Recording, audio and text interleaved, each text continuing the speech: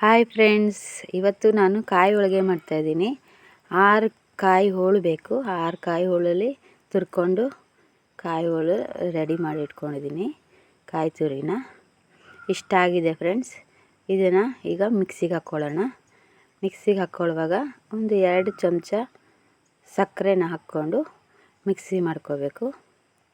ಎಲ್ಲದನ್ನು ಗ್ರೈಂಡ್ ಮಾಡುವಾಗ ಮಧ್ಯದಲ್ಲಿ ಒಂದು 5-6 ಏಲಕ್ಕಿ ಬೀಜ ಹಾಕ್ಕೋಬೇಕು.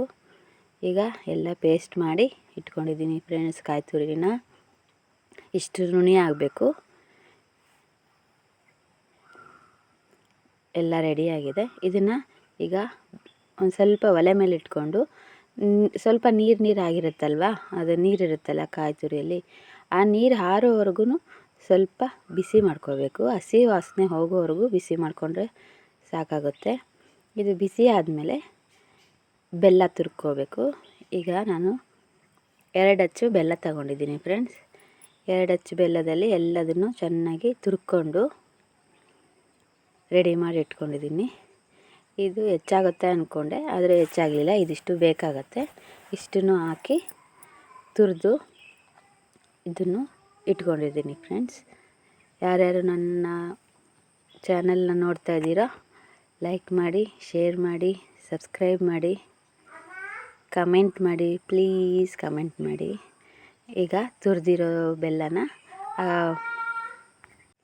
ಈಗ ತುರಿದಿರೋ ಬೀಸಿಟ್ಟಿರೋ ಕಾಯಿ ಬಿಸಿ ಆಗಿದೆ, ಹಸಿ ವಾಸನೆ ಹೋಗಿದೆ.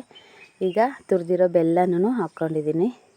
ಈ ಬೆಲ್ಲ ಚೆನ್ನಾಗಿ ಪಾಕ ಬರೋವರೆಗೂ, ಕರಗಿ ಪಾಕ ಬರುತ್ತೆ ಅಲ್ಲಿವರೆಗೂ ಹಿಂಗೆ ಕಾಯಿಸ್ತಾ ಇರಬೇಕು. ಸ್ವಲ್ಪ ಹೈ ಫ್ಲೇಮಲ್ಲಿ ಇಟ್ಟರೂ ತೊಂದರೆ ಇಲ್ಲ. ಚೆನ್ನಾಗಿ ಕಾಯಿಸ್ಕೊಂಬರ್ತೀನಿ. ಯಾರ್ಯಾರು ಸಬ್ಸ್ಕ್ರೈಬ್ ಮಾಡಿಲ್ಲ ಸಬ್ಸ್ಕ್ರೈಬ್ ಮಾಡಿ ಫ್ರೆಂಡ್ಸ್, ಪ್ಲೀಸ್ ಸಬ್ಸ್ಕ್ರೈಬ್ ಮಾಡಿ.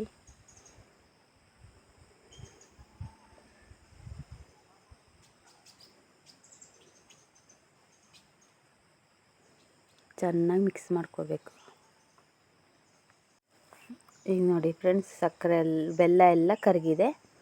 ಬೆಲ್ಲ ಎಲ್ಲ ಕರಗಿ ಚೆನ್ನಾಗಿ ನೀರಾಗಿದೆ. ಇದು ಫುಲ್ಲು ಗಟ್ಟಿಯಾಗೋವರೆಗೂ ಇನ್ನೂ ಕಾಯಿಸ್ಬೇಕು ಫ್ರೆಂಡ್ಸ್. ಕೈಗೆ ಮುಟ್ಟಿದಾಗ ಕೈಗೆ ತಾಗಬಾರ್ದು. ನೋಡಿ ಹಿಂಗೆ ಮಾಡಿ ಉಂಡೆ ಮಾಡಿ ನೋಡೋಕ್ಕೆ ಬರೋ ಥರ ಇರಬೇಕು. ಕೈಗೆ ಒಂದು ಚೂರು ಅಂಟಬಾರ್ದು. ಅಲ್ಲಿವರೆಗೂ ಚೆನ್ನಾಗಿ ಕಾಯಿಸ್ಬೇಕು. ಇದು ಇನ್ನೂ ಸಾಕಾಗಲ್ಲ, ಇನ್ನೂ ಚೆನ್ನಾಗಿ ಕಾಯಿಸ್ಬೇಕು ಫ್ರೆಂಡ್ಸ್. ಮುಟ್ಟಿದ್ರೆ ಒಂಚೂರು ಅಂಟಬಾರ್ದು. ಸಾರಿ ಫ್ರೆಂಡ್ಸ್, ನನ್ನ ಮಗಳು ಡಿಸ್ಟರ್ಬ್ ಮಾಡಿದ್ಲು. ನೋಡಿ ಫ್ರೆಂಡ್ಸ್, ಇಷ್ಟು ಕಾಯಿಸಿದ್ರೆ ಸಾಕಾಗುತ್ತೆ. ಇಷ್ಟು ಗಟ್ಟಿಯಾಗಿ ಆಗಬೇಕು. ಈಗ ಇದು ಪರ್ಫೆಕ್ಟ್ ಆಗಿದೆ. ಈಗ ನೋಡಿ ಕೈಗೆಲ್ಲ ಅಂಟುತ್ತಾ ಇಲ್ಲ. ಉಂಡೆ ಮಾಡೋಕ್ಕೆ ಚೆನ್ನಾಗಿ ಬರುತ್ತೆ. ಇದು ಪರ್ಫೆಕ್ಟ್ ಆಗಿದೆ. ಇವಾಗ ಇದಕ್ಕೆ ಸ್ವಲ್ಪ ರವೆ ಹಾಕ್ಕೋಬೇಕು.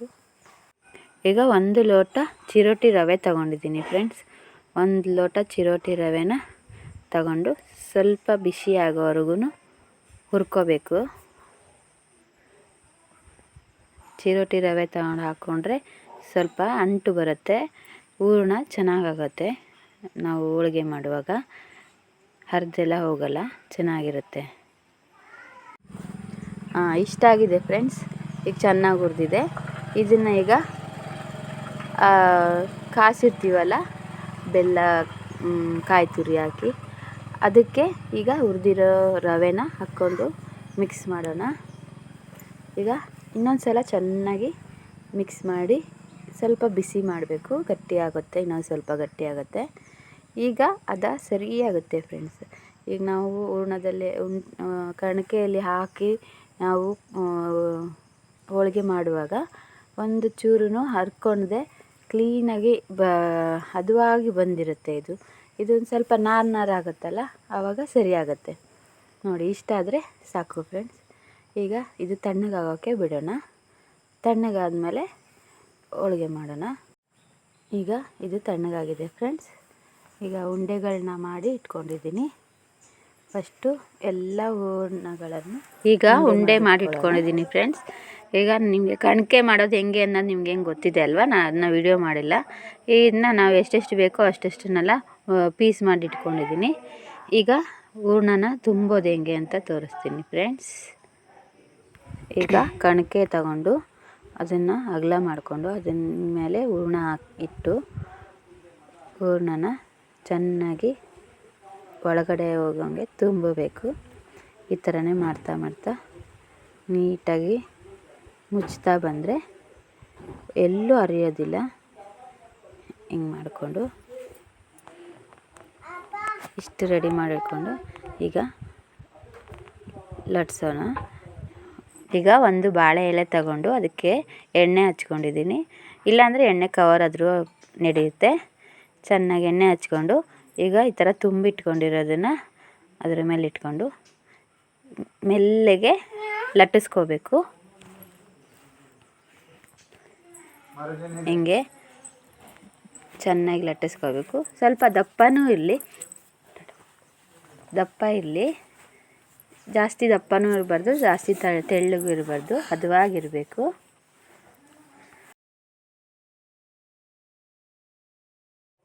ಹೀಗೆ ಚೆನ್ನಾಗಿ ಲಟ್ಟಿಸ್ಕೊಂಡು ಹಂಚು ಕಾಯಕ್ಕಿಟ್ಟಿದ್ದೀನಿ ಫ್ರೆಂಡ್ಸ್. ಹಂಚು ಕಾದಿದೆ. ಈಗ ಹಂಚು ಮೇಲೆ ನಿಧಾನವಾಗಿ ಹಾಕಿ ನಿಧಾನವಾಗಿ ಬಿಡಿಸ್ಕೋಬೇಕು. ಈ ಥರ ನೋಡಿ, ಇಷ್ಟು ಬಿಡಿಸ್ಕೊಂಡ್ರೆ ಸಾಕು. ಚೆನ್ನಾಗಿದನ್ನ ಬೇಯಲಿ. ಮೀಡಿಯಮ್ ಫ್ಲೇಮಲ್ಲಿ ಬೇಯಿಸ್ಕೋಬೇಕು. ತುಂಬ ಹೈ ಫ್ಲೇಮಲ್ಲಿದ್ದರೆ ಹೊತ್ತೋಗುತ್ತೆ, ಲೋ ಫ್ಲೇಮಲ್ಲಿದ್ದರೆ ಬೇಯೋದೇ ಇಲ್ಲ, ಹಂಗಾಗುತ್ತೆ. ಮೀಡಿಯಮ್ ಫ್ಲೇಮಲ್ಲಿ ಇರಲಿ. ಇನ್ನೊಂದು ತೋರಿಸ್ಕೊಡ್ತೀನಿ ಯಾವ ಥರ ಮಾಡೋದು ಅಂತ. ತುಂಬಿರೋದನ್ನು ಇಟ್ಕೊಂಡು ಎಣ್ಣೆ ಹಚ್ಚಿ ಇಟ್ಕೊಂಡು ಹಿಂಗೆ ಲೈಟಾಗಿ ಪ್ರೆಸ್ ಮಾಡ್ತಾ ಲಟ್ಸಿದ್ರೆ ಸಾಕಾಗುತ್ತೆ ಫ್ರೆಂಡ್ಸ್. ಇದಾಗಿದೆ. ಅಷ್ಟೊತ್ತಿಗೆ ಅಲ್ಲಿ ಹೋಳಿಗೆ ಬೆಂದಿರುತ್ತೆ.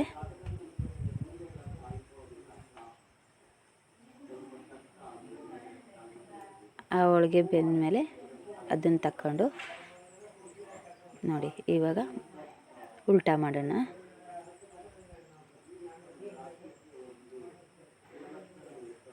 ಇಷ್ಟು ಬೆಂದರೆ ಸಾಕು. ಈಗ ಇನ್ನೊಂದು ಕಡೆನೂ ಚೆನ್ನಾಗಿ ಬೇಯಲಿ. ಇದ್ರ ಮೇಲೆ ಎಣ್ಣೆ ಏನೂ ಹಾಕ್ಕೊಳೋದು ಬೇಕಾಗಲ್ಲ.